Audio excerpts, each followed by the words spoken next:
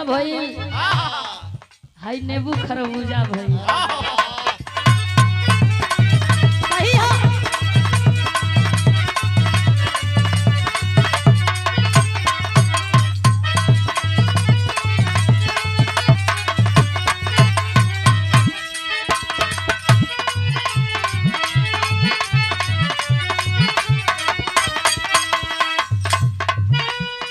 समय बदलल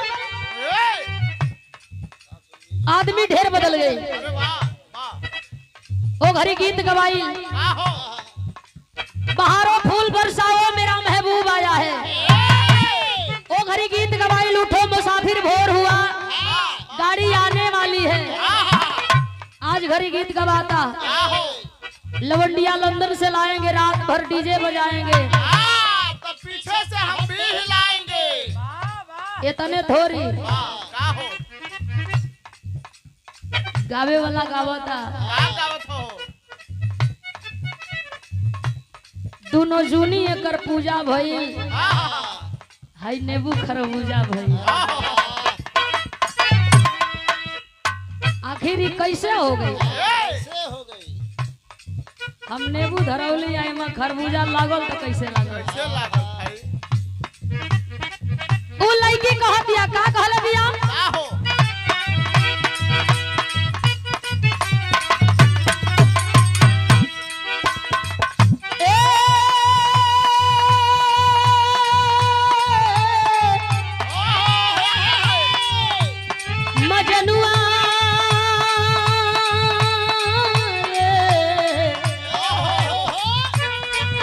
सोना बाबू जानी हो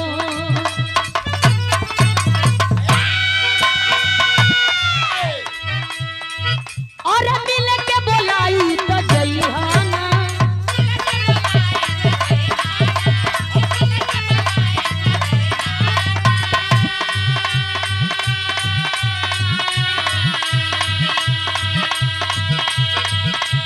ई खाली लड़की ना कहतिया हम आऊ कहता नहीं जाना तरह जाके के एक जानी बाड़ दिन भर में 10-12 ही नहरी बलौ के लो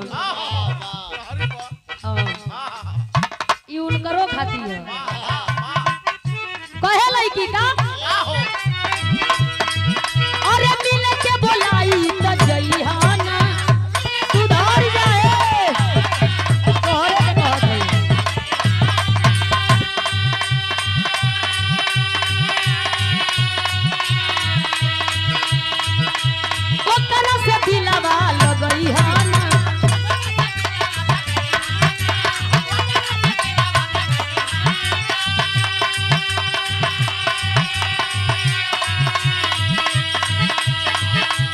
हमारा गांव के बगल में एगो गढ़ही है जब सीजन आवेला तो झूठा काटे के बहाने ही जालो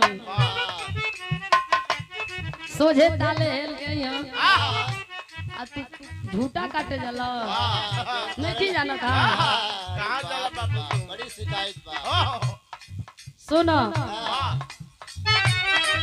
अरे वो कना से दिलावा लगई है